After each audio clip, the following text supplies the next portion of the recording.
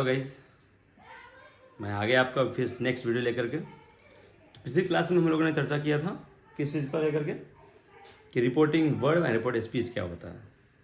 आज हम लोग सीखेंगे कि डायरेक्ट स्पीच को इनडायरेक्ट में कैसे चेंज करते हैं। ठीक, तो क्या पढ़ा था हम लोगों ने कल?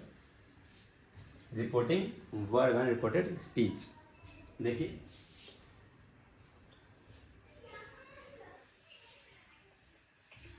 Karan says to me,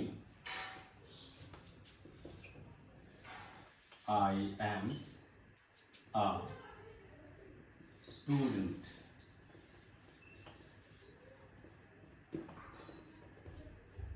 देखिए, Karan says to me I am a student. अब आप बताइए पहले देख करके, ये डायरेक्ट स्पीच है कि इनडायरेक्ट है? मैंने क्या कहा था? इन्वर्टेड कोमा सब नजर आ गया, अगर इन्वर्टेड कोमा सब अगर नजर आ गया मतलब वो डायरेक्ट स्पीच है। इनडायरेक्ट स्पीच में ये सब कोमा नहीं रहता, कुछ नहीं, सिंपल एक सेंटेंस रहेगा।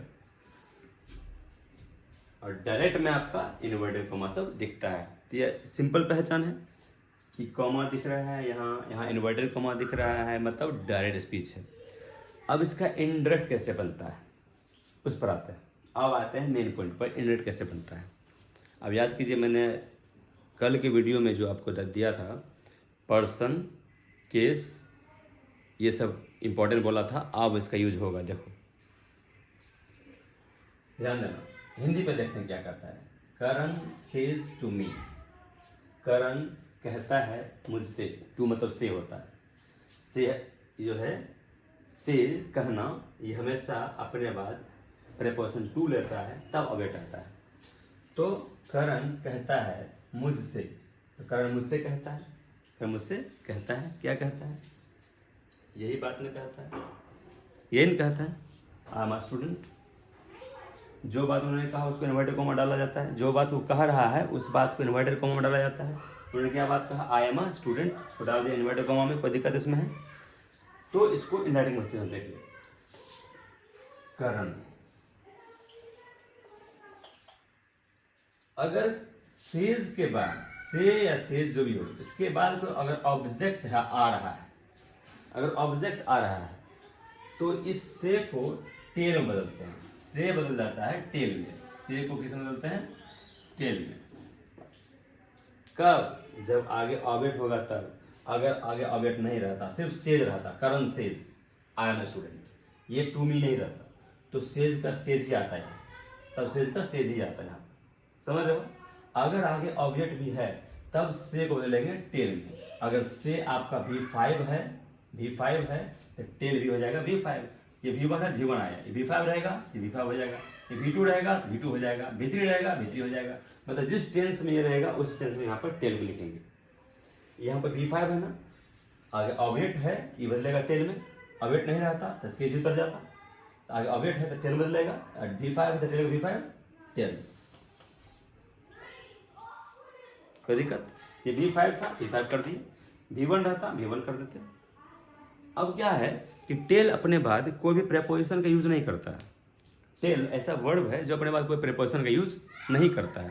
से हमेशा करेगा, से हमेशा टू लेगा, लेकिन टेल अपने बाद कोई प्रेपोजिशन नहीं लेता है। इस प्रेपोजिशन को हटा देता है, प्रेपोजिशन यहाँ नहीं आएगा, सीधा मी जाएगा।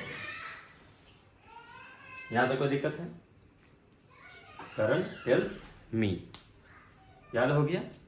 ये कोमा तो अब नहीं आएगा, कुछ नहीं।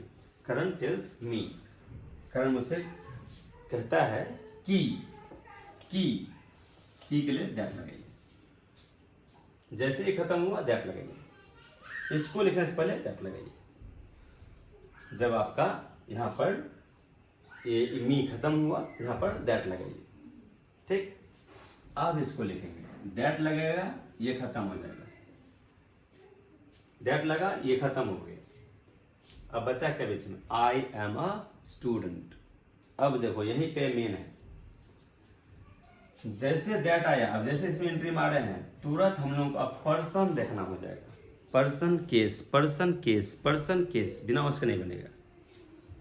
जैसे यहाँ आए दिखा हमको आई, तो आई नहीं उतार देना है, आई नहीं उतारना है, ये देखना है पर्सन कौन सा है, पर्सन कौन सा है। तो आई मैं किस में, मैं पहला में, फर्स्ट पर्सन में।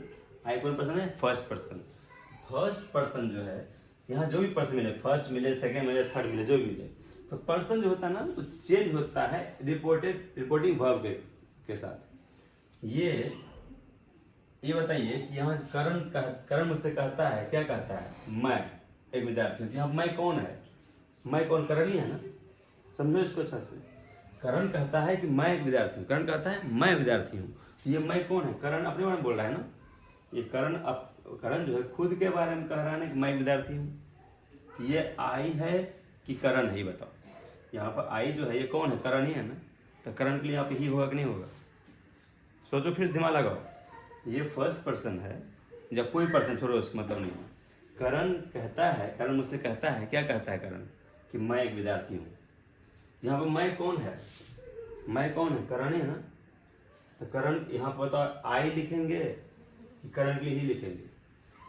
इसी बात को मान लीजिए करण ने आपसे कहा कि मैं एक विद्यार्थी हूँ। अब यही बात आपको और पूछ लिया, अरे करण क्या है, को और पूछ लिया आपसे करण क्या है, क्या कहिएगा, मैं एक विद्यार्थी हूँ, वह एक विद्यार्थी है, अब वह कहिएगा ना, क्योंकि वह करण की बात हो रही है, यहाँ भी करण की बात हो रही है ना।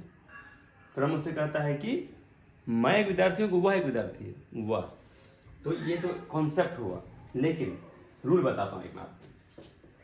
SON 1 2 3 ये आपने बहुत जगह देखा भी होगा।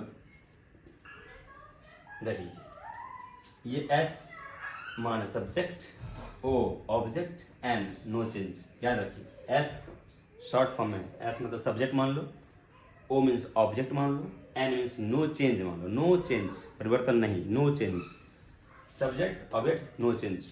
इसको फर्स्ट पर्सन मानो, second person, third person, first second third, first person second person third person. Person कितने होते हैं, 3 ही ना, तो फर्स्ट पर्सन सेकंड पर्सन और थर्ड पर्सन। तो देखो आमने सामने देखना है, फर्स्ट पर्सन ऊपर में क्या है, सब्जेक्ट, सेकंड ऊपर में क्या है, ऑब्जेक्ट, थर्ड ऊपर में क्या है, नो चेंज। तो अगर यहाँ फर्स्ट पर्सन रहेगा, यहाँ अगर फर्स्ट पर्सन रहेगा तो फर्स्ट पर्सन किसके अनुसार बदलता है, सब्जेक्ट अनुसार। तो इस किसका सब्जेक्ट, इसका रिपोर्टिंग वर्ब का सब्जेक्ट फर्स्ट पर्सन है सब्जेक्ट अनुसार। यहाँ पर सेकेंड पर्सन रहता ऑब्जेक्ट, ऑब्जेक्ट ये है ना, सब्जेक्ट है, ये वर्ब है, ये ऑब्जेक्ट है, ये सब्जेक्ट है, ये वर्ब है, ये ऑब्जेक्ट है। फर्स्ट पर्सन सब्जेक्ट अनुसार, फर्स्ट पर्सन है ये, आई फर्स्ट पर्सन होता है ना, फर्स्ट पर्सन सब्जेक्ट अनुसार, फर्स्ट पर्सन सब्जेक्ट अनुसार। अगर यहाँ पर सेकेंड पर्सन रहता, सेकेंड क्या है, यू, अगर यहाँ पर यू लिखा रहता तो सेकेंड पर्सन यू रहता तो क्या होता है, सेकेंड पर्सन। तो सेकेंड पर्सन किसके अनुसार बदलता है, सेकेंड पर्सन ऑब्जेक्ट अनुसार। तो सेकेंड पर्सन ऑब्जेक्ट, ऑब्जेक्ट कौन है इसमें से, मी है, ये शुरू में सब्जेक्ट होता है, शुरू में सब्जेक्ट रहता है, लास्ट ऑब्जेक्ट होता है। तो सेकेंड पर्सन होता है तो ऑब्जेक्ट अनुसार मी अनुसार बदलता है। और थर्ड पर्सन रहता है, अगर यहाँ अगर थर्ड पर्सन रहता, ही सी राम श्याम, थर्ड पर्सन क्या होता है, नो चेंज, मतलब थर्ड पर्सन नहीं बदलता, तो वही कोई उतर जाता, ही का ही उतरता, सी का सी उतरता, राम का राम उतरता, श्याम का श्याम उतरता, कोई दिक्कत है। मतलब आपको पर्सन इसको याद रखना है, सन को याद रखना है, son SON 1 2 3, first person subject अनुसार, सेकंड पर्सन ऑब्जेक्ट अनुसार, third person no change, first subject second object, first subject second object, याद रहेगा। फर्स्ट पर्सन सब्जेक्ट अनुसार, ये फर्स्ट पर्सन है सब्जेक्ट अनुसार, सेकंड रहता ऑब्जेक्ट अनुसार, ठीक है। तो देखो, तो यहाँ दैट आ गया है, मी हुआ, दैट आ गया। अब इसकी बात है, पर्सन बदलता है, कोई पर्सन है, फर्स्ट पर्सन किसके अनुसार, सब्जेक्ट अनुसार। सब्जेक्ट में क्या लिखा है, करण, करण के लिए ही किसी आया ना, ही, ऐसे मैंने कहा था ना, वह आएगा, ही आएगा, एन ही। अब बताओ ही आपका एन लेगा कि इज लेगा, इज लेगा, आ स्टूडेंट, कोई दिक्कत। एक और देख लो,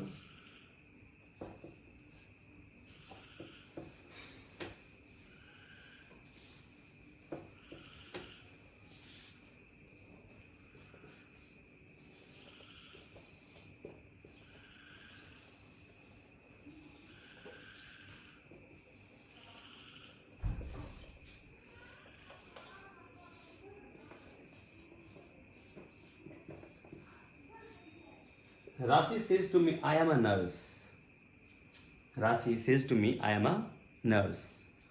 देखो फिर से अवेट आया है, मतलब टेल से बदलेगा।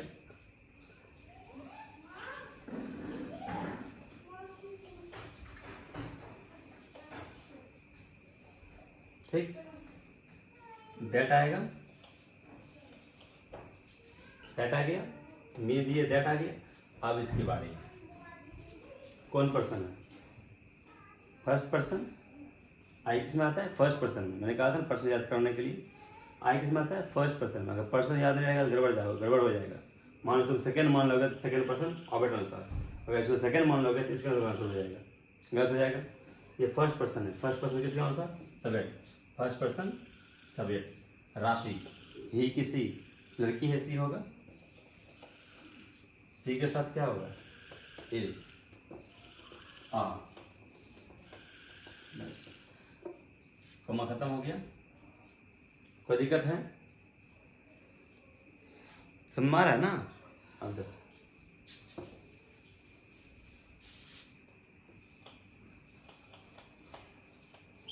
गौरव सेज टू, मान लीजिए Ankita,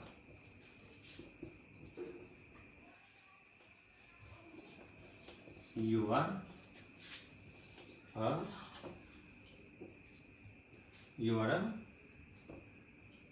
player. Gaurav says to Ankita, you are a player. Gaurav says to, फिर से आया है ऑब्जेक्ट, टेंस बदलेगा। गौरव टेल्स अंकिता, हो गया। अब दैट आएगा, दैट। अब देखो आगे, अब आप ही दिमाग लगाओ, आगे कौन पर्सन है? आगे कौन सा पर्सन है? Second person. यू कौन पर? ये आई था first person, first person subject अनुसार। राशि के लिए सी आया था ना, यहाँ पर आई नहीं लिखा होगा। आई रहता तो फर्स्ट पर्सन होता है, यहाँ यू है सेकेंड पर्सन। सेकेंड पर्सन किसके अनुसार? ऑब्जेक्ट अनुसार। तो ये हुआ सब्जेक्ट, ये हुआ वर्ब, ये हुआ ऑब्जेक्ट। तो सेकेंड पर्सन है तो ऑब्जेक्ट अनुसार, सेकेंड पर्सन है तो ऑब्जेक्ट अनुसार। बताओ ये अंकिता के लिए ही किसी सी। अगर इसको मान लो इसके अनुसार बदलते तो गौरव के लिए ही हो जाता ना। जब ये आपका यहाँ अगर फर्स्ट पर्सन रहता, फर्स्ट पर्सन आई रहता तो फर्स्ट पर्सन सब्जेक्ट अनुसार गौरव के लिए यहाँ पर ही हो जाता। यहाँ सेकेंड पर्सन है, सेकेंड पर्सन ऑब्जेक्ट अनुसार अंकिता के लिए सी हो गया। सी के साथ आर की is a,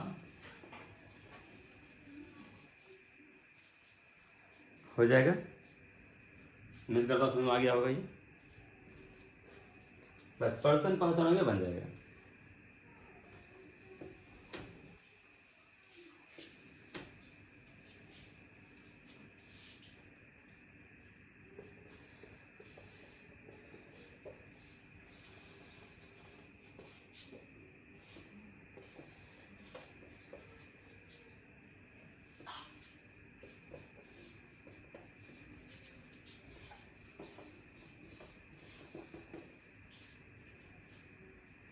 Amit says to her, he is a hero.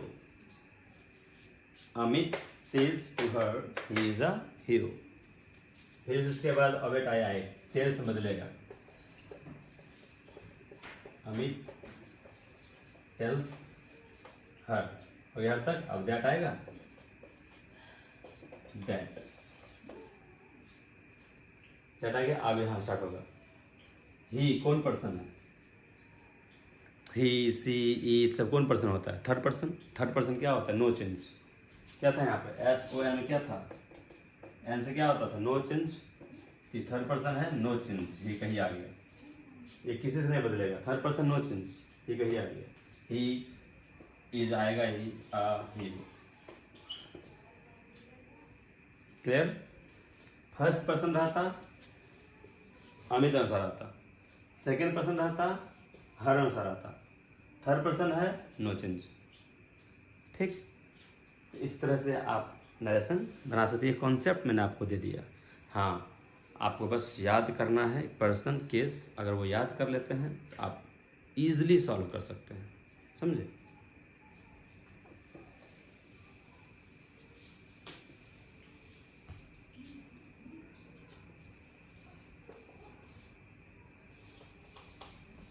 Ramu says I am going to Delhi. Ramu says I am going to Delhi. आप यहाँ देख सकते हैं कि सेज के बाद को ऑब्जेक्ट नहीं है।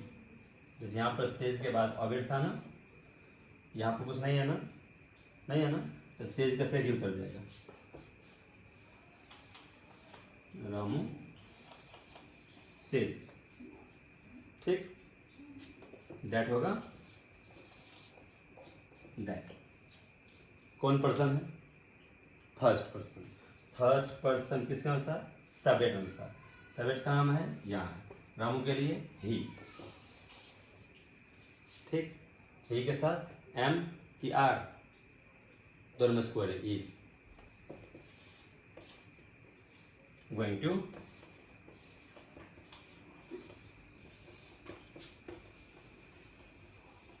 दिल्ली। Is that clear? ये मत सोचना कि आगे आपको अभी बहुत कुछ बाकी है। अभी आपको केस बताए कहाँ, पॉजिटिव केस आएगा, ऑब्जेक्टिव केस आएगा, पॉजिटिव एडजेक्टिव, पॉजिटिव प्रोनाउन, तब चेंज करना सीखना। वो याद कर लेना आप, वो केस को आप याद कर लेना अच्छी तरह से, समझ रहे हो?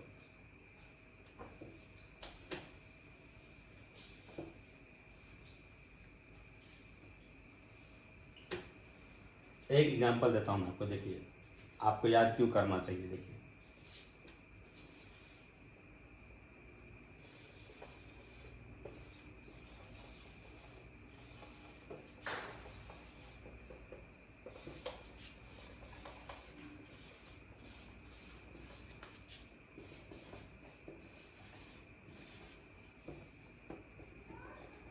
छोटा सा एग्जांपल दे रहा हूँ। Sonu says to me I am your friend. Says के बाद ऑब्जेक्ट आया है, केस बदलेगा।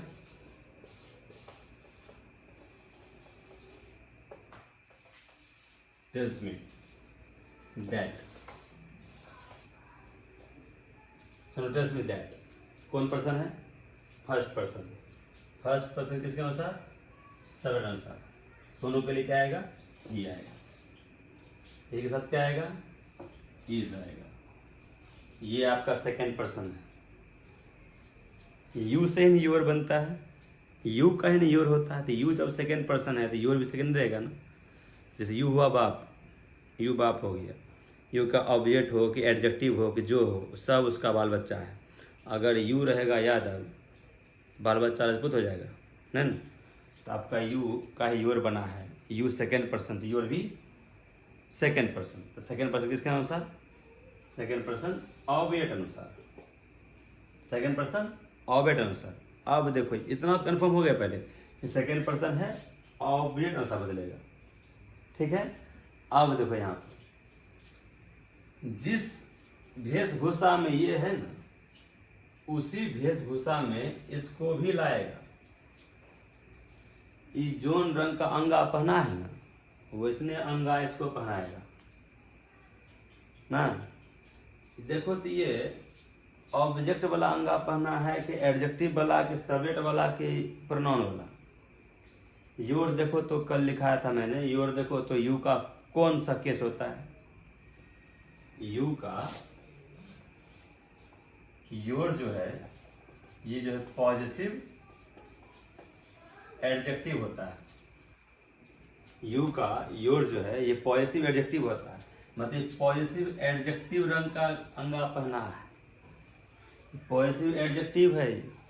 तो जिसके अनुसार बदलेगा उसको भी पॉजिटिव एडजेक्टिव बनाएगा। ये पॉजिटिव एडजेक्टिव है तो इसको भी पॉजिटिव एडजेक्टिव ही बनाएगा। तो ये मी हमारा ऑब्जेक्ट है। अभी मी क्या है? अभी हमारा ऑब्जेक्ट है। ये एडजेक्टिव है, ये ऑब्जेक्ट है, दोनों अलग अलग है। तो जैसा ये है वैसा इसको बनाओ। तो ये एडजेक्टिव है तो इसको भी एडजेक्टिव बनाएंगे। तो मी का एडजेक्टिव होता है माई, देखना लिखा होगा। मी का एडजेक्टिव होता है माई, यहाँ हो जाएगा माई फ्रेंड। देखे यूज हुआ। अगर अभी आपको मान लीजिए ये पता ही नहीं चलता ये क्या है, सब्जेक्ट है कि ऑब्जेक्ट है कि एडजेक्टिव है कि प्रोनाउन है, ये जरूरी है। एडजेक्टिव है तो इसको भी एडजेक्टिव बनाया, ये प्रोनाउन रहता तो इसको प्रोनाउन बनाता, ये सब्जेक्ट रहता है इसको सब्जेक्ट बनाता। देखो तो यहाँ पर फर्स्ट पर्सन बदला था सब्जेक्ट अनुसार, ये सब्जेक्ट रूप में है ना, तो इसका भी सब्जेक्ट लिया ही सब्जेक्ट है ना। अगर ये ऑब्जेक्ट रहता तो इसका ऑब्जेक्ट रहता हिम, एडजेक्टिव रहता तो इसका एडजेक्टिव था हीज। समझ रहे हो। तो जैसा खुद है वैसा ही उसको भी लाएगा। समझ रहे हो ना इसको। तो ये याद करना बहुत ज़रूरी है कि वो किस केस में है, किस केस में है, कौन सा पर्सन है। अभी तो दो ही चीज़ याद करना है आपको, दो ही चीज़, पर्सन और केस। टेंस का स्ट्रक्चर 2-3 दिन के बाद उसका यूज होगा, लेकिन याद आपको अभी से ही करना शुरू कर देना है। टेंस का यूज 2-3 दिन बाद, लेकिन पर्सन और केस याद कर लेना। तो जैसा कि मैं आपको बताया कि बुक्स के बारे में, कि बुक्स भी मैं आपको पढ़ा सकता हूँ, लेकिन वही कन्फ्यूजन है कि आप वर्ड याद नहीं करेंगे तो समझ में नहीं आएगा। मैं बुक पढ़ लूँगा, इंग्लिश का सब सेंटेंस, हम लोग बिहार बोर्ड से है ना, तो बिहार बोर्ड के बच्चे का मैं जानता हूँ वो कहाँ तक अपनी कैपेसिटी लगा सकते हैं। तो मैं आपकी कैपेसिटी पर शक नहीं कर रहा हूँ, मैं शक नहीं कर रहा हूँ। एक्चुअली होता क्या है ना कि हम लोगों का बेस ही बचपन से ही इंग्लिश का कमज़ोर रहा है, क्योंकि मैट्रिक में कंपलसरी है ना इंग्लिश, तो हम लोग ध्यान देते नहीं। बहुत कम ही स्टूडेंट्स ऐसे हैं जो कि इंग्लिश पर ध्यान देते हैं। तो हम लोग इंग्लिश पर ध्यान ज़्यादा देते नहीं, इस वजह से हमारा इंग्लिश कमज़ोर रह जाता है। और एक आया कि इंग्लिश बुक पढ़ना, उसका मीनिंग समझना, उसका फिर उसे क्वेश्चंस का आंसर देना, उसका समरी लिखना, ये सब काफ़ी क्रिटिकल हो जाता है, काफ़ी कॉम्प्लिकेटेड हो जाता है। तो इसीलिए तो वर्ड के बिना तो पढ़ नहीं सकते हैं, समझ नहीं सकते हैं। तो इसलिए मैं सोच रहा था मैं आपको बुक पढ़ाऊंगा और मैं हिंदी इसका बोलूँगा, तो उससे कोई फ़ायदा नहीं। आप बस कहानी सुन लोगे, कहाँ इस चैप्टर में ये कहानी था, उस चैप्टर में वो कहानी था, ऐसा था वैसा था। आप क्वेश्चन का आंसर तो दे देंगे आप, लेकिन किस में देंगे? हिंदी में देंगे आप। मैं क्योंकि हिंदी में समझाऊंगा उसको आप, तो आपको जब सवाल करूंगा तो आप उसका जवाब आराम से दे सकते हैं, क्योंकि कहानी आपने पढ़ रखा है। जवाब आप दे देंगे, लेकिन किस में देंगे आप? किस लैंग्वेज में? हिंदी में देंगे आप। लेकिन एग्जाम में लिखना किस में है? पेपर में लिखना किस लैंग्वेज में है? इंग्लिश लैंग्वेज लिखना है। तो फिर इंग्लिश कैसे होगा उसको? तो इसलिए वर्ड पावर ज़रूरी है, वर्ड पावर ज़रूरी है। तो वर्ड पावर के लिए आप कहीं से अवेलेबल करवा सकते हैं। अगर क्लास खुली रहती तो कोई दिक्कत ही नहीं होती, कहीं कोई दिक्कत नहीं होती, क्योंकि मैंने आपसे ये प्रॉमिस भी किया था कि मैं आपको एक्स्ट्रा क्लास दूंगा, एक स्पोकन का और एक राइटिंग स्किल्स का। राइटिंग स्किल्स का क्लास अगर लॉकडाउन नहीं होता तो बहुत फ़ायदा होता आप लोगों को इस पर, क्योंकि ये फर्स्ट टाइम ऐसा था मेरे इस 10 साल के करियर में कि जो मैं क्लास ले रहा हूँ 10 साल से, पिछले 10 साल से। ये 10 साल के करियर में मैं ये क्लास कभी शुरू नहीं किया था, ठीक है। लेकिन इस बार मैंने डिसाइड किया था कि आप लोगों को मैं राइटिंग स्किल्स का क्लास दूं, ताकि आपके मन में जो भी विचार आते हैं हिंदी में, हम लोग हिंदुस्तान के हैं तो विचार हिंदी में ही आता है, और बहुत लोगों को तो गाँव गठेठी में भी आता है। जो जहाँ का जो निवासी होता है, जहाँ जुड़ा होता है बचपन, उस लैंग्वेज में, वहाँ पर जो लैंग्वेज बोला करता था वही लैंग्वेज सोचता है वो। इंग्लैंड का बच्चा कभी नहीं कहेगा कि मैं सोचेगा कि मैं जाऊँगा, मैं ये करूँगा, वो हमेशा इंग्लिश सोचेगा, I will go, I will do, जो भी है। लेकिन वही शहरी बच्चा मैं जाऊंगा, मैं पढ़ूंगा, और गाँव का बच्चा जयबै पढ़बै। तो ये सब अपनी अपनी सोच है, अपनी अपनी लैंग्वेज है। तो आपके दिमाग में जो सोच आ रही है, जो भी बातें आ रही है, उस बात को इंग्लिश में कन्वर्ट कैसे करें, इसी का मैं क्लास देने वाला था आपको। कि जो कुछ भी आपके दिमाग में आ गया, कोई भी बातें आ गई, जैसे मान लीजिए कोई भी बुक पढ़ा आपने, इंग्लिश में पढ़ा आपने, उसका हिंदी में आपको बताया अच्छी तरह से, आप हिंदी में पूरा अच्छी तरह से जो है आप उसका आंसर जान रहे हैं कि इस सवाल का जवाब ये होगा हिंदी में, आप जान रहे हैं। क्योंकि मैं आपको हिंदी में पूरा कहानी सुना चुका हूँ, पूरा कहानी सुन ली है, उससे मैं सवाल किया, आपको हिंदी में जवाब आराम से दे देंगे आप। लेकिन इंग्लिश लिखना किस में है? इंग्लिश में। तो अगर आपको आपके दिमाग में हिंदी पता है और उसका अंग्रेजी करने आता है तो कहीं कोई दिक्कत ही नहीं। आप बस उसका हिंदी पता ही है, उसका आंसर आप मन में हिंदी आया, उसका अंग्रेजी कन्वर्ट करते लिखते चले गए, तो बड़ा सिंपल हो जाता है आप लोगों का के लिए ये सब चीज़। और ये सिर्फ आज के लिए नहीं, सिर्फ आपके इंटरमीडिएट क्लास के लिए नहीं, लाइफ में कोई प्रॉब्लम सॉल्व हो जाती है आपकी। कुछ भी चीज़ मन में आया उसका इंग्लिश कन्वर्ट करने आता है, तो इंग्लिश आप कन्वर्ट कर सकते थे। And with the help of words, vocabularies, ये बहुत ज़रूरी है, क्योंकि वोकेबलरीज अगर नहीं है तो आपके मन में इंग्लिश तो करने की क्षमता तो है, लेकिन वर्ड ही पता नहीं कि इसका वर्ड क्या होता है, इंग्लिश क्या होता है इस वर्ड का, तो प्रॉब्लम हो जाएगी। तो ये वो क्लास में देने वाला था आपको, लेकिन अनफॉर्चुनेटली मैं दे नहीं पा रहा हूँ, because you know that what is the reason, due to lockdown and कोविड-19, यू नो दैट। सो मैं खुद में भी अच्छा फील नहीं कर रहा हूँ, क्योंकि मैंने इस बार जो मतलब मैं एक्सपेरिमेंट करना चाह रहा था इस बार। ऐसे तो जितना पढ़ाना था उतना पढ़ाऊँगा ही, आपको पढ़ाता ही क्लास में, लेकिन एक्स्ट्रा मैं आपको देने की कोशिश करता, एक्सपेरिमेंट करता कि क्या होता है। हमारे खगड़िया के बच्चे जो हैं हमारे इस एक्सपेरिमेंट में जो है बिल्कुल सफल हो पाते हैं कि नहीं, सक्सेस हो पाते हैं कि नहीं। मैं वो एक्सपेरिमेंट करता कितने % बच्चे हैं ऐसे जो कि मेरी इस चीज़ को, मेरी इस क्लास को ऑब्ज़र्व किए।